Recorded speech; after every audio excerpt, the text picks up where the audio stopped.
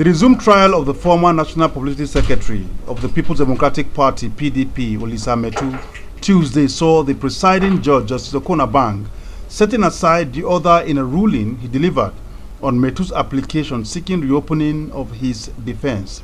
He says the order closing Metuh's case was made in a default, as Metuh was not heard before the case was closed.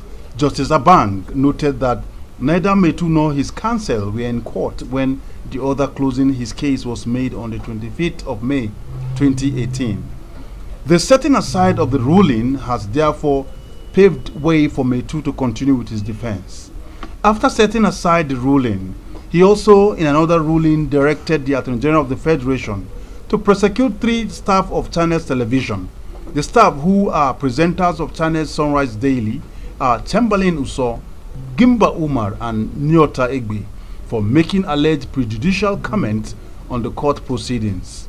The judge gave the order after listening to an off-air dub of the program Sunrise Daily, produced and aired by Channels Television, involving an ongoing trial of Metuh.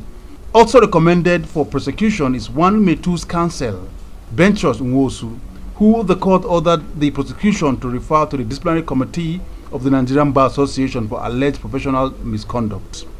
The arraignment, which should be in any court of competent jurisdiction, is to enable the court to decide whether the statement made by the TV presenters and their guests on Sunrise, aired on 22nd of May 2018, are prejudicial or contemptuous. The judge then gave order for the matter to be referred to the disciplinary committee of the NBA and directed the prosecution to file copies of compliance of the judgment within 30 days.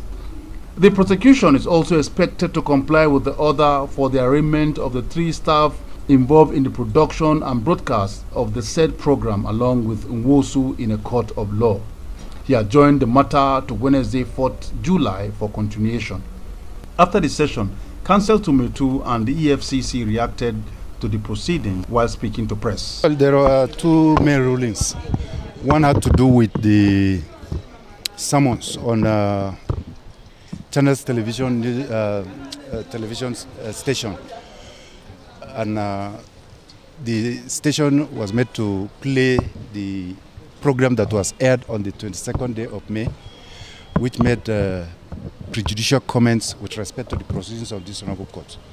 At the end of it, the court viewed it. Everybody was there. We viewed it, and the court made some far-reaching orders.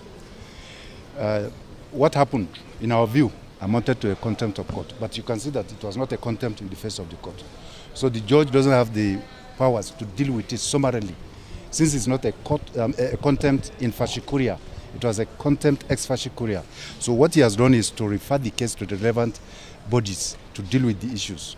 Well, the first ruling on with respect to the discussion held over the television, a court of law has the absolute right to protect its integrity and take such steps that are necessary to maintain that. So the judge obviously was acting pursuant to the rights inherent in a court to ensure that its process is not abused. Joseph Kadiri, ITV News, Abuja.